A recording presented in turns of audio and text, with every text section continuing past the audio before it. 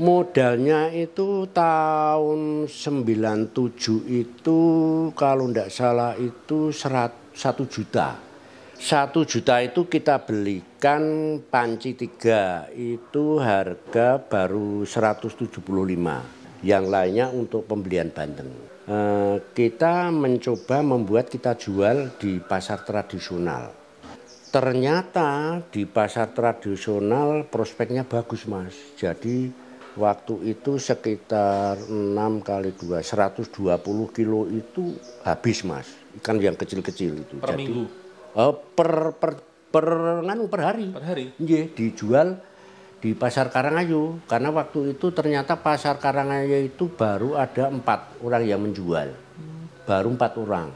Mungkin tahun 2002 itu kami cek itu sudah sekitar 100-an ada yang jual bandeng presto. Ada yang dari luar, ada yang dari lingkungan sini. Baru itu sekarang sampai berapa kuintal Pak? Ya sebenarnya untuk rata-rata kalau tidak ada waktu panjang itu minim 100 kilo. Minim 1 harinya. Ini ikan yang belum diproses Bu ya? Iya Pak. Kualitasnya gimana Ibu?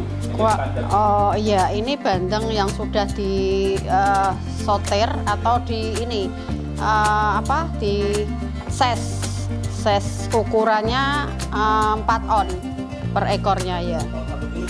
Setelah proses pemilahan kemudian proses apa lagi ini Bu?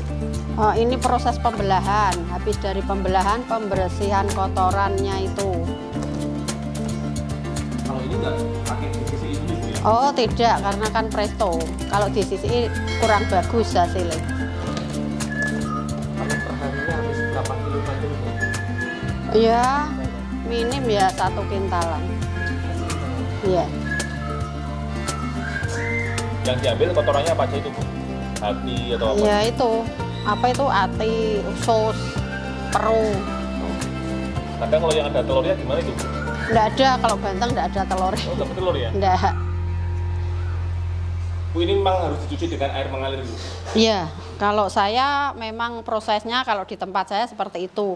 Jadi bandeng yang sudah diambil kotorannya, terus dicuci air mengalir supaya itu bersih.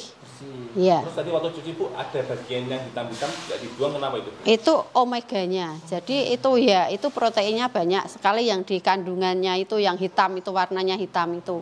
Saya kira itu kotoran tadi Mas, bukan itu? Bukan, itu omeganya itu.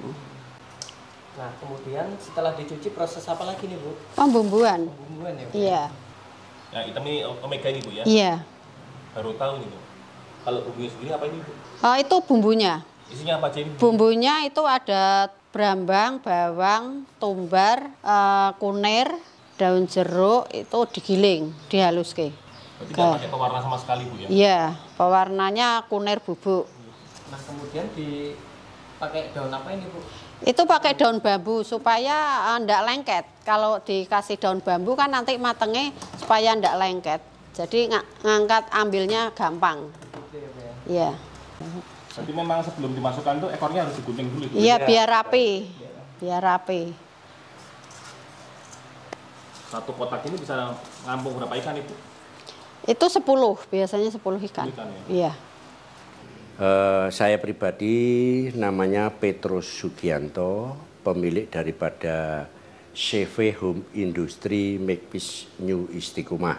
Jadi CV kita yang beralamat di Jalan Ndorowati Raya nomor 29B, Kelurahan Kerobokan, Kecamatan Semarang Barat, Kota Semarang, Jawa Tengah.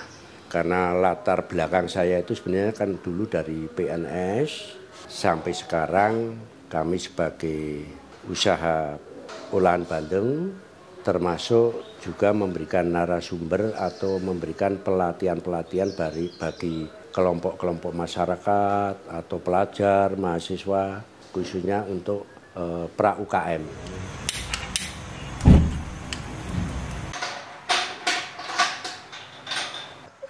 Timernya sudah kita tentukan, jadi ini memakan waktu 2 jam, jadi dalam arti 2 jam itu nanti sudah lunak. Nah ini nanti akan menunjukkan, ini kan nanti naik sampai 114. Itu 1,5 sampai 2 jam Dari sudah awal lunak. sampai dengan matang itu 2 jam ya Pak ya? Iya. Sampai lunak gitu. Iya.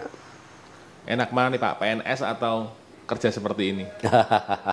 Sebenarnya untuk enak dan tidaknya itu tinggal pribadi kita ya Mas ya. Pribadi kita dalam arti bahwa kita itu bekerja itu dengan rasa jujur dan ketulusan. Nah itulah jadi untuk sifat rasa kejujuran itu akan lebih besar di usaha. Kalau kita itu usaha seperti ini dalam kategori Mas, apa yang akan kita korupsi? Kan tidak bisa ya. Tapi kalau ya bukan saya mungkin menyoroti bukan lah. Fakta yang ada adalah yang lebih berpeluang itu kan yang memegang jabatan sebagai pegawai negeri atau ASN ya itulah jadi karena ada peluang dan kemauan lah itu terjadi. Tapi kalau seperti usaha kita itu kan mau yang kita korupsi siapa? Itulah. Ya. Terus waktu bikin ini enggak Pak, waktu keluar tuh ada perasaan menyesal nggak keluar dari PNS itu? Oh tidak. Jadi saya jujur saja saya juga banyak faktor-faktor pemikiran oh teman saya itu kok gini dan saya itu gini. Nah itulah jadi puji Tuhan syukur alhamdulillah saya itu sudah 65 ya. Itu ya tidak ada suatu istilah penyakit kalau hanya flu itu ya biasalah itu sama ya. Semuanya itu memang gini Mas, kita apapun kejadian saya, apapun pekerjaan saya itu kalau saya hanya itu sudah takdir dari Yang Kuasa. Itu yang saya resapi, jadi kita tidak merasa tadi seperti halnya kita tahu dari kabak pajak gitu Mas itu kok bisa korupsi lah itulah. Jadi sebenarnya pun kita juga ada fungsi enaknya. Ada fungsi senengnya, artinya apa Mas? Pejabat pegawai negeri itu kan sudah ada standar gaji sekian gitu. Nek gaji semono kok ngantek iso kaya ngono kuwi apa nek ora korupsi lah itu. Itu jelas sudah. Ini tempat apa ini Bu? Ini oven. Oven ya, oven. Pengopenan jadi intinya itu berfungsi untuk mengurangi kadar air. Ya, karena sifat air adalah sifat pembusukan. Ya. Bikin kering itu ya Pak? Ya. Berarti setelah selesai di presto kemudian masuk alat ini ya Pak? Ya betul, jadi di oven itu jadi kita tidak memakai bahan baku pengawet. Jadi prinsip kita pertama adalah apa yang kami bisa. Itu sedapat mungkin kami berikan kepada orang lain. Itu prinsip saya. Lah pada saat ini adalah yang saya bisai adalah bidang pengolahan, gitu. Bidang pengolahan Banten Presto. Itulah yang prinsip kami pegang sampai sekarang. Pedoman saya Mas, seperti contoh. Jadi pertama memang saya tidak merasa, oh kita ajari ada sesuatu yang saya rahasiakan. Kalau saya memberikan pelatihan narasumber itu tidak satu pun sama sekali yang saya simpan atau yang saya rahasiakan. Itu satu. Yang kedua, yang saya rasakan saat ini, kenapa kok kepunyaan saya itu laris banyak. Itu saya resap itu ya karena pribadi kita tadi Mas. Misalkan memberi pelatihan, ilmu. Nggak usah kita tutup-tutupi Mas. Ini loh bumbu resep-resep saya. Tapi monggo kalau mungkin jenengan mau inovasi, itu akan lebih bagus. Ya seperti itu. Kita sumbangkanlah tenaga kita gini gitu.